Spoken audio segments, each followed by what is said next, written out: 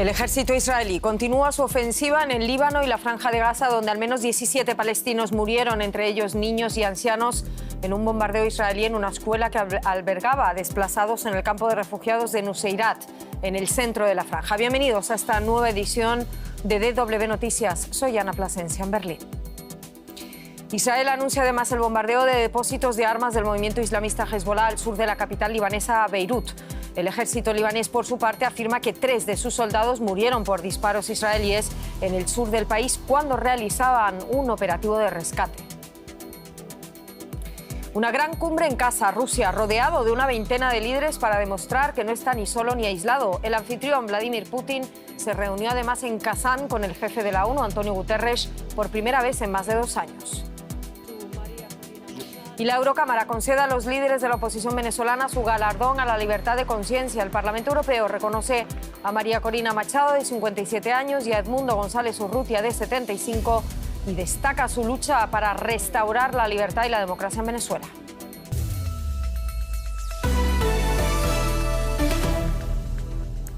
Más guerra en Gaza y Líbano. El ejército libanés afirma que un ataque aéreo israelí mató a 3 de sus soldados mientras evacuaban a heridos en el sur del Líbano. El ejército israelí, en tanto, informó la pérdida de 4 efectivos. Los combates entre Israel y Hezbollah siguen intensificándose en esa región del Líbano. La histórica ciudad portuaria de Tiro continuó conmocionada después de los ataques de aviones israelíes sobre varios edificios el miércoles. Al otro lado de la frontera, Israel afirma que Hezbollah lanzó más de 120 cohetes y drones a primera hora de este jueves. Según el servicio de ambulancias israelí, 3 personas resultaron heridas cerca de la localidad de Klil. Los bomberos sofocan las últimas llamas de un incendio provocado por el impacto de misiles israelíes en barrios del sur de Beirut. Según la Agencia Nacional de Noticias del Líbano, 6 edificios, entre ellos un complejo residencial, fueron reducidos a escombros en el barrio de Lailaki. Los ataques tuvieron lugar pocas horas antes de que empezara en París una conferencia para conseguir más ayuda internacional para el Líbano. El presidente francés, Emmanuel Macron, recibió a los representantes de más de 70 países. En la reunión prometieron más de $1.000 millones en ayuda humanitaria y apoyo militar para el Líbano. Además, pidieron de nuevo un alto el fuego. La guerra debe terminar lo antes posible. Tiene que haber un alto el fuego en el Líbano. Más daños, más víctimas, más ataques no acabarán con el terrorismo ni garantizarán la seguridad de todos. Pero más allá de las promesas de los líderes internacionales, los habitantes de Beirut solo quieren que cesen los combates. No necesitamos el dinero de Francia ni de ningún otro país. Solo queremos que paren la guerra. ¿De qué sirve que reconstruyamos si los israelíes vuelven y destruyen todo de nuevo? Hay gente viviendo en la calle. Nadie se preocupa de ellos. No tienen nada. Vi a una persona durmiendo en la calle y nadie le llevó ni siquiera una barra de pan. ¿Dónde está esta ayuda? ¿A dónde va a parar? Mientras tanto, en la frontera sur del Líbano, las columnas de humo son muestra de que la guerra de Israel contra la milicia de Hezbollah está lejos de terminar. El ejército israelí continúa pues su ofensiva en el Líbano después de atacar Tiro, como lo comentábamos, la ciudad más importante en el sur del país. Se reportan al menos 7 muertos en más bombardeos cercanos a la ciudad oriental libanesa de Baalbek. Joan Cabasés en Beirut. ¿Qué sabemos sobre ese objetivo de ese bombardeo? El ejército israelí suele informar que se trata de infraestructura perteneciente al grupo chiita libanés Hezbollah. ¿Lo podemos confirmar? Pues decíamos que, como indicaba, y sabemos que ha habido este ataque israelí contra Jodor, un pueblo cercano a Baalbek. Hay 7 víctimas mortales confirmadas y 14 heridos. Algunas víctimas mortales, según reportes, son menores de edad y hay que decir que estas son cifras provisionales, puesto que los equipos de rescate continúan trabajando en los escombros buscando personas con o sin vida. Con estas 7 víctimas mortales son 19 los fallecidos en Líbano a causa de ataques israelíes, según reportes de Líbano en las últimas 24 horas. sobre el objetivo que Israel tenía con este ataque. Hay que decir que no nos consta que Israel lo haya comunicado de manera pública o que lo haya especificado de manera precisa. En las últimas jornadas ha habido algunos ataques contra edificios residenciales como este ataque de hoy en Jodor, en los que Israel no ha identificado de manera precisa un objetivo militar de Hezbollah. Lo que Israel sí que continúa haciendo es asegurar que está atacando posiciones de la milicia libanesa en todo el país. Y por último, indicar que la milicia libanesa continúa haciendo uso de los lanzamisiles que le quedan disponibles y solo en el día de hoy ha lanzado por lo menos 120 cohetes contra Israel. Me gustaría comentar también esas reacciones y circunstancias del ataque israelí en el que murieron 3 soldados del ejército libanés no implicado en esta guerra, se supone, de Israel contra Hezbollah. Cuéntame más. Bueno, pues el ejército del Líbano lo que ha hecho es lamentar públicamente la muerte de estos 3 soldados. Hay que decir que 2 de ellos tenían menos de 30 años de edad. Y como decís, el ejército del Líbano no está implicado en la guerra entre Hezbollah y Israel, pero a pesar de eso, Israel ha lanzado ya varios ataques contra los soldados regulares de este país. Hay que decir que hace unos días, el domingo, hubo otros 3 soldados muertos más en un ataque israelí distinto al del día de hoy. Estos ataques se dan en un momento en el que Najib Mikati, primer ministro del Líbano, está precisamente buscando que el ejército del Líbano sea la solución a esta guerra. Justamente en el día de hoy, Najib Mikati ha propuesto el despliegue de 8.000 soldados libaneses en el sur del Líbano como parte de un hipotético acuerdo por un alto el fuego. La idea de Mikati es que estos soldados ayuden a reforzar la aplicación de la resolución 1701. Recordemos que esta resolución, aprobada en 2006, prohíbe la presencia armada de cualquier institución que no sea o la FINUL, la Misión de Paz de la ONU, o el Ejército del Líbano. Pero vemos cómo en las últimas jornadas el gobierno de Benjamin Netanyahu desacredita esta resolución y da por sentado que se necesita una nueva realidad, un nuevo statu quo que proteja mejor la seguridad de Israel. Muchísimas gracias por todo esto, Joan Cabasés, en Beirut. A vosotros. Y damos paso a otras noticias que queremos destacar a esta hora, pero seguimos en Oriente Próximo, ya que al menos 17 personas murieron en un bombardeo israelí contra una escuela en el centro de Gaza, según el Ministerio de Salud palestino controlado por Hamás. El local albergaba desplazados del campamento de Nuseirat, indicó la Defensa Civil de la Franja. El ejército israelí señaló que con el ataque logró golpear un centro de mando de Hamás, considerado Hamás una organización terrorista por gran parte de la comunidad internacional. Y durante su visita oficial a Qatar, el secretario de Estado estadounidense, Antony Blinken, afirmó que próximamente se reanudarán esas negociaciones para poner fin a la guerra de Gaza, así como para la liberación de los rehenes secuestrados en los atentados del pasado 7 de octubre. De 7 de octubre de 2023. Medios israelíes aseguran que el jefe del Mossad viajará a Qatar este domingo. Y este jueves una delegación de Hamás llegó al Cairo para discutir esas propuestas de las autoridades egipcias sobre un alto el fuego. La organización considerada terrorista por la Unión Europea y Estados Unidos dijo estar dispuesta a terminar los combates en Gaza si Israel se compromete a un alto el fuego. Por su parte, el primer ministro israelí Netanyahu saludó la voluntad de Egipto de avanzar hacia un acuerdo para la liberación de los rehenes en Gaza. Ucrania viene asegurando que se han enviado tropas norcoreanas para respaldar a las tropas rusas en el frente. Ahora el Servicio de Inteligencia Militar de Ucrania asegura que las primeras unidades norcoreanas entrenadas en Rusia llegaron a la región de Kursk, donde las fuerzas de Kiev realizaron en agosto una incursión transfronteriza en territorio ruso. El secretario general de las Naciones Unidas ha hecho un llamado a terminar las guerras tanto en Oriente Medio como en Ucrania. Antonio Guterres hizo una intervención en una reunión del grupo de los BRICS, formado por las mayores economías emergentes del mundo, organizada en Rusia por el presidente Vladimir Putin. Es el primer viaje del jefe de la ONU a Rusia desde la invasión de Ucrania hace 2 años y medio. Guterres pidió la puesta en marcha de una iniciativa de la ONU para prevenir futuros conflictos. Debemos reforzar y actualizar la maquinaria de la paz. Esto incluye reformas para que el Consejo de Seguridad de las Naciones Unidas se ajuste al mundo actual. El Pacto para el Futuro incluye medidas importantes en materia de desarme, incluyendo el primer acuerdo multilateral sobre desarme nuclear en más de una década. Medidas contra la instalación de armas en el espacio exterior y el uso de armas autónomas letales. En todos los ámbitos necesitamos la paz. Parece que el hecho de que Rusia esté librando una guerra contra Ucrania no ha disuadido a esos líderes mundiales de asistir a esa cumbre de los BRICS en Rusia. El secretario general de las Naciones Unidas, Antonio Guterres, como veíamos, se reunió este jueves con el presidente Putin. Conectamos con el periodista y documentalista especializado en Rusia y el mundo postsoviético, Ricardo Marquina. Ricardo, ¿cómo valoras tú ese encuentro y qué significa para el antagonismo entre Rusia y Occidente?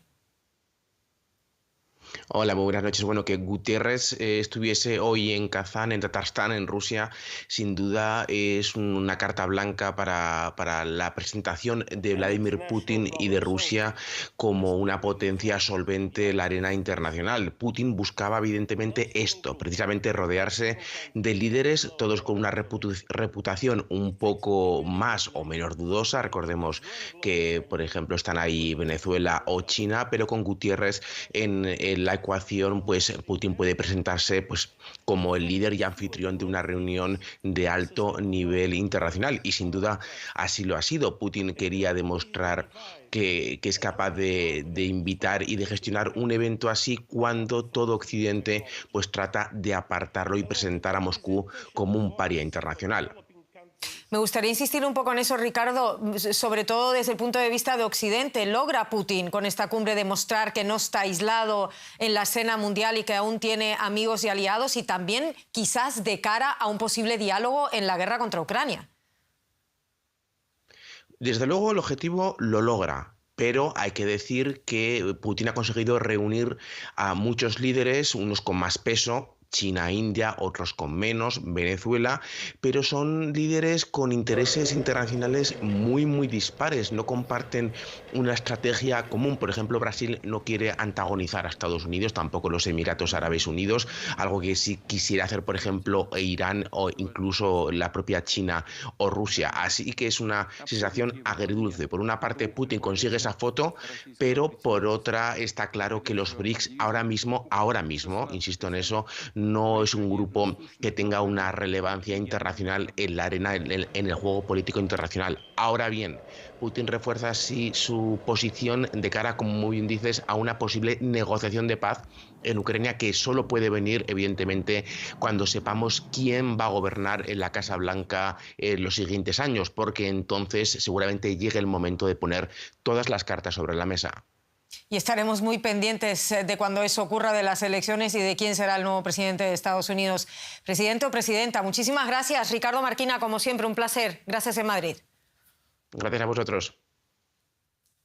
Y un placer también tener a Rosa Casals con la economía aquí en el estudio. Bienvenida. Muchísimas gracias, Ana. Empezamos en Estados Unidos porque continúa la huelga en la empresa aeroespacial estadounidense Boeing.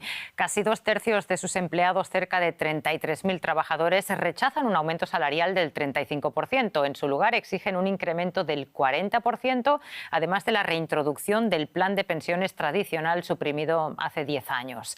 La presión es aún mayor después de que los paros, que pronto alcanzarán su sexta semana, hayan costado ya a Boeing y a sus proveedores 7.600 millones de dólares. La producción de importantes modelos de aviones sigue paralizada. Para reducir los costes, se planea eliminar 1 de cada 10 puestos. El fabricante de aviones tiene en plantilla actualmente 170.000 empleados. ¿Qué tan grave es la situación para el gigante estadounidense de la aeronáutica? Preguntamos a nuestra compañera en Nueva York. Ana, muy buenas tardes. El sindicato mantiene el pulso. ¿Dónde deja Boeing la continuación de este conflicto? Pues la situación complicada en la que Boeing estaba antes de la huelga se complica más ahora que esta se amplía. La empresa aeronáutica ha perdido 6.000 millones de dólares en el tercer trimestre, las peores cifras desde el año 2020, y su caja también no hace más que perder dinero. 1.000 millones al mes con la huelga, pero antes de esta ha perdido 10.000 millones de dólares en los 9 primeros meses del año, y los ejecutivos de la compañía creen que las pérdidas se van a continuar en el año 2025. La empresa ha anunciado recortes de empleo, se perderán 17.000 puestos de trabajo en todo el mundo, y sigue supervisada por el regulador por sus problemas de gestión de calidad. Boeing tiene planeado ir al mercado tanto de acciones como de bonos para captar 25.000 millones de dólares para financiar sus operaciones, pero a la vez las agencias de crédito tienen su calificación de deuda al borde de la categoría de basura o chatarra, una situación que complicaría mucho la situación financiera de la empresa. Ana, una de las demandas de los trabajadores gira en torno a las pensiones. ¿Por qué? Quizás puedes contarnos con un poquito más de detalle de qué se trata.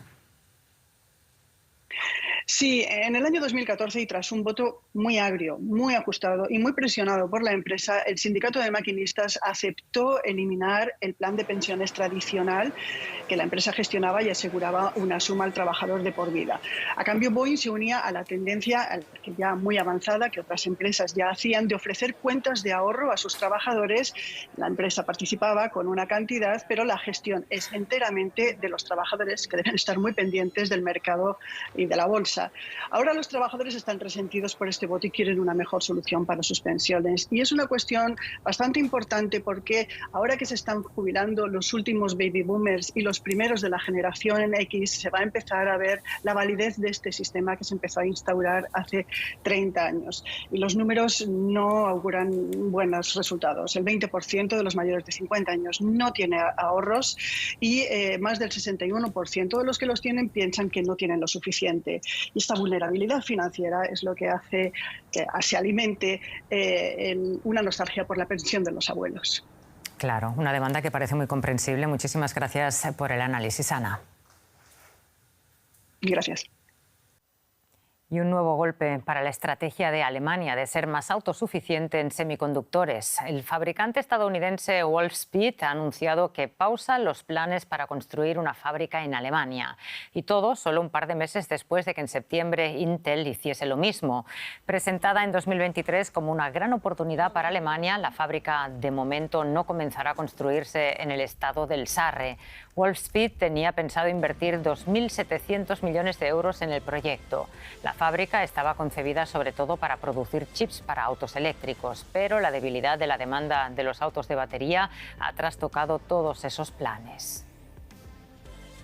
Y vemos de forma resumida otras notas económicas de la jornada.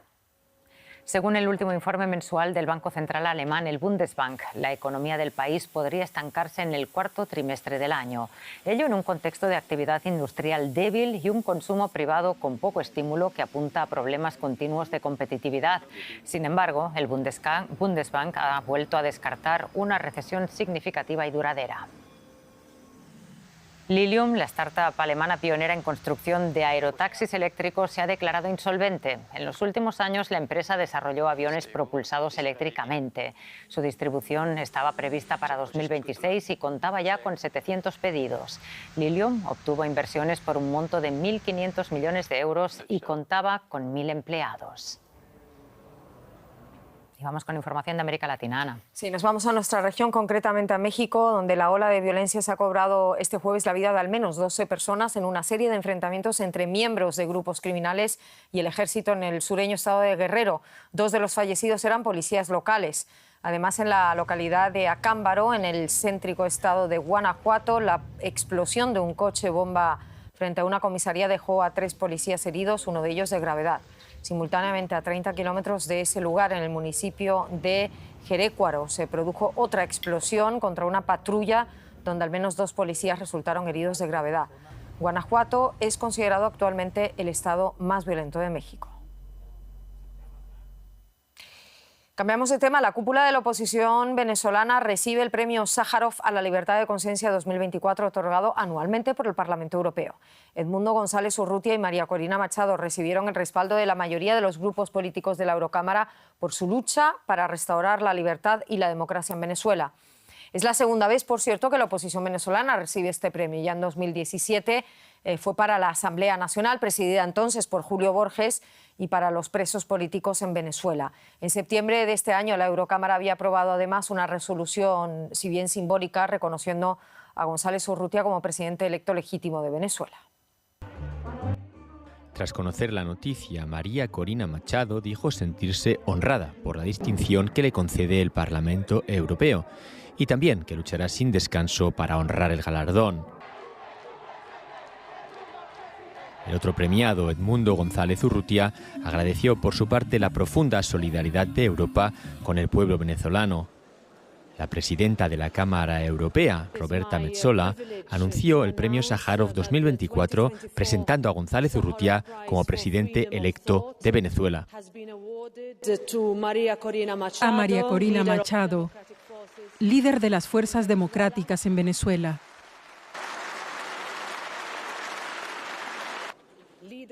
Líder de las fuerzas democráticas en Venezuela, y al presidente electo Edmundo González Urrutia, como representantes de todos los venezolanos dentro y fuera del país que luchan por restaurar la libertad y la democracia frente a la injusticia.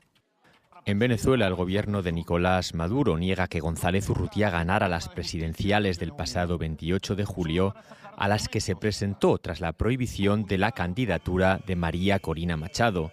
La opositora Plataforma Unitaria dice que González Urrutia obtuvo alrededor del 70% de los votos.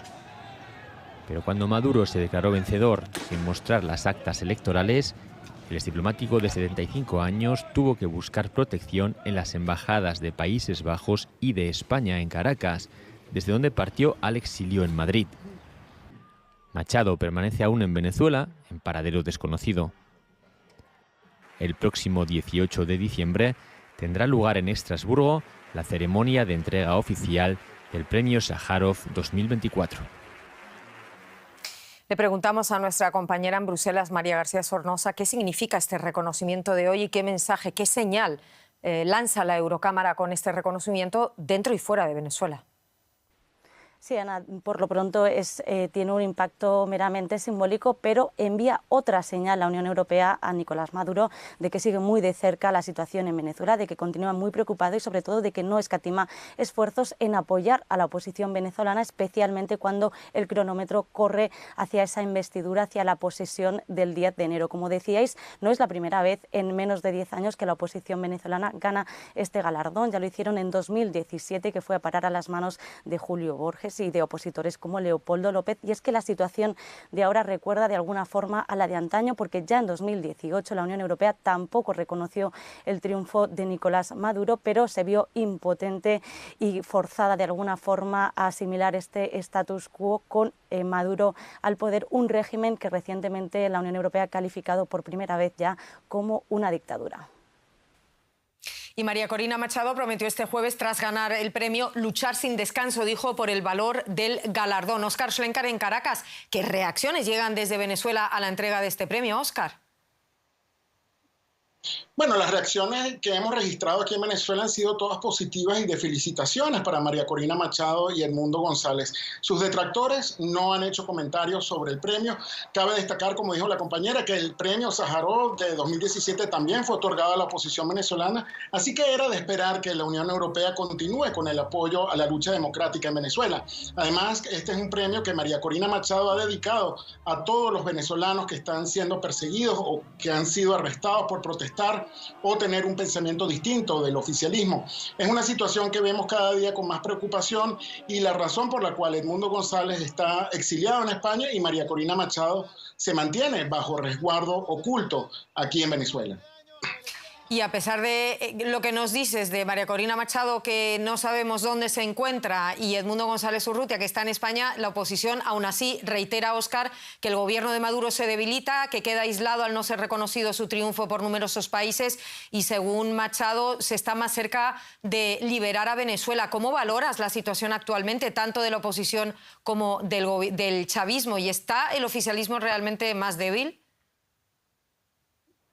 Bueno, la situación ahora es compleja para todos. Entre la población existe mucha expectativa de lo que va a ocurrir el 10 de enero y mientras tanto los activistas se concentran en pedir por la liberación de los jóvenes detenidos y exigir garantías judiciales. Aunque la oposición avanza con el apoyo internacional, a lo interno en Venezuela el oficialismo mantiene el control del país. Lo vemos también con el viaje de Maduro a Rusia para la cumbre de los BRICS. Aunque hay muchas opiniones sobre si fue un éxito o un fracaso viajar a Rusia, Nicolás Maduro, al viajar con la vicepresidenta y varios miembros de su gabinete, da a entender que tiene confianza en su administración para dejar el país y buscar el apoyo internacional de sus aliados.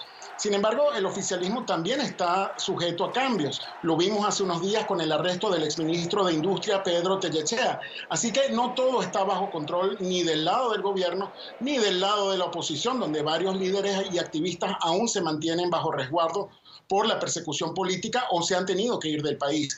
Todo esto conlleva a una gran incertidumbre con respecto a posibles soluciones y una crisis política y económica que se profundiza cada vez más y que aumenta los flujos migratorios de los venezolanos, que viene afectando a toda la región. Así que, como dije, es una situación compleja para todos y con muchas variables.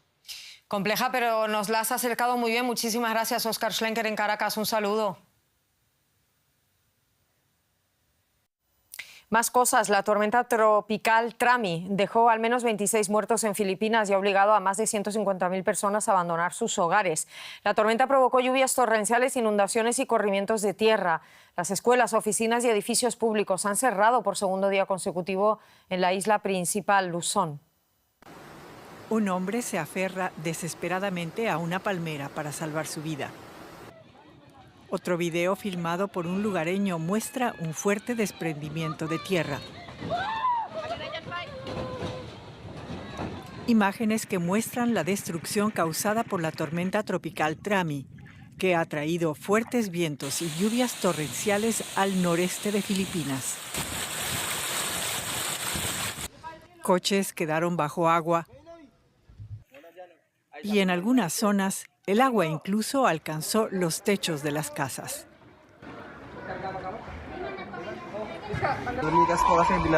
Nos fuimos cuando se inundó nuestra casa. Las autoridades locales nos instaron a evacuar porque el agua estaba subiendo. Así que rápidamente decidimos marcharnos para salvarnos. La Guardia Costera ha desplegado botes de goma para llegar a miles de personas atrapadas en zonas remotas. Pero las tormentas han dificultado las labores de rescate. Trami, conocido localmente como Christine, ha provocado lluvias equivalentes a las de un mes en más de 24 horas. Según las autoridades, más de 2 millones de personas se han visto afectadas.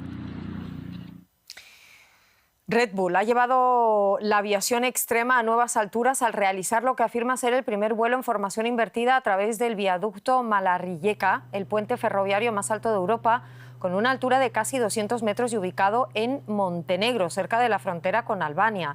La hazaña fue realizada por el equipo acrobático checo Flying Bulls. El vuelo en formación invertida es particularmente complejo, ya que requiere una coordinación precisa entre los pilotos para mantener la alineación y estabilidad mientras realizan las maniobras. Con ellas nos vamos. En nombre de todo el equipo, muchas gracias por estar ahí. Feliz jueves.